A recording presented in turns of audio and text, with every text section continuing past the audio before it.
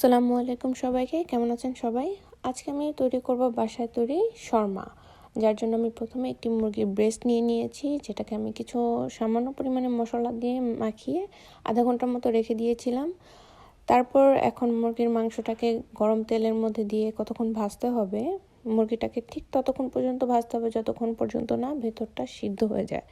আর মুরগি যেহেতু সিদ্ধ হতে সময় কম লাগে, আর এটা শুধু সলিড মাংস ছিল, তো এটা সিদ্ধ হতে খুব কম সময় লেগেছে।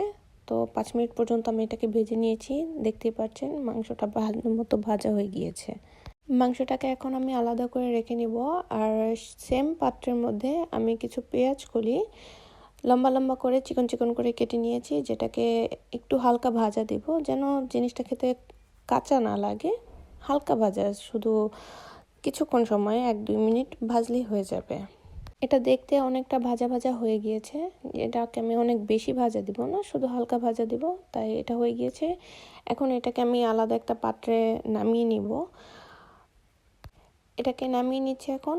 এরপর আমি পাতাকপিকে হালকা একটু পানি দিয়ে, অল্প একটু পানি দিয়ে পাতাকপিটাকে ভাপ দিয়ে নিব, যেন পাতাকপিটা খেতেও কাঁচা কাঁচা না লাগে। যদিও পাতাকপি কাঁচা খাওয়া যায়, তারপরও আমার বাসায় কিছু মানুষ আছে যারা পুরোপুরি কাঁচাটা প্রিফার করে না। দ্যাটস ওয়াই আমি হালকা পানি দিয়ে হালকা পরিমাণে সিদ্ধ করে নেব, যার জন্য আমি হালকা পানি দিয়ে এটাকে ঢেকে দিয়েছিলাম।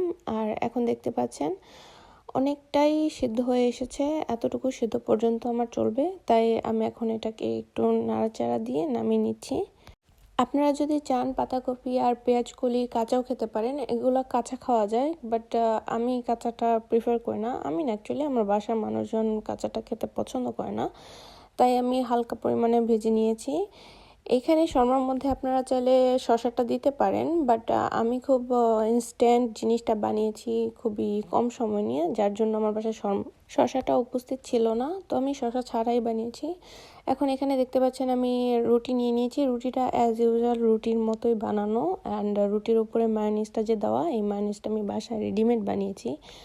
আর মায়োনিজটা দেওয়ার পর উপরে আমি পেঁয়াজ কলিটা দিয়েছি, তারপরে পাতাকপিটা দিয়েছি, এখন কিছু টমেটো, আর উপরে মাংসটা দিয়ে তারপর জিনিসটাকে আবার মায়োনিজ দিয়ে একটা লেয়ার দিব, যেন মায়োনিজটা যত বেশি থাকে তত বেশি টেস্ট হয়। অ্যান্ড মায়োনিজটা আমার হাজব্যান্ডের খুব পছন্দ, তাই আমি মায়োনিজটা একটু বেশি করে দিয়েছি। অ্যান্ড মায়োনিজটা দেওয়ার পরে এটাকে জাস্ট একটা রোল দিতে হবে। রোল দিলে জিনিসটা আপনাদের পরিবেশন করার জন্য, ইভেন খাওয়ার জন্য প্রস্তুত।